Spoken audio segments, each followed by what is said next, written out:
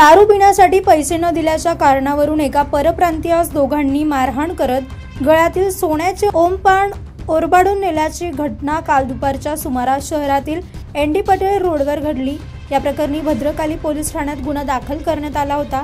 सदर गुन्ह्याचा तपास करत असताना गुन्हे शाखा युनिट 1 चे पोलीस हवालदार उत्तम पवार गोरक्षक साबळे यांना संशयित बिडी भालेकर मैदान परिसरात फिरत असल्याची गोपनीय माहिती मिळाली। त्यानुसार गुन्हे शोध पथकाने सापळा रचून बिडी भालेकर मैदान येथून दोघा संशयितांना ताब्यात घेतलं। भोलानाथ साळवे, पौरेश मुस्ताक पठाण अशी पोलिसांनी ताब्यात घेतलेल्या दोघा संशयितांची नावे आहेत। पोलिसांनी त्यांची कसून चौकशी केली। त्यांच्याकडून सोन्याचं एक ओमपान हस्तगत केलं। तसेच त्यांच्यावर याआधी देखील भद्रकाली पोलीस ठाण्यात गुन्हे दाखल आहेत। सदरची कारवाई गुन्हे शाखा युनिट 1 चे वरिष्ठ पोलीस निरीक्षक मधुकर कड यांच्या मार्गदर्शनाखाली पोलीस उपनिरीक्षक चेतन श्रीवंत, पोलीस हवालदार उत्तम पवार, योगीराज गायकवाड यांच्या पथकाने केली आहे। 9 न्यूज महाराष्ट्रासाठी ज्ञानेश्वर आंधळे।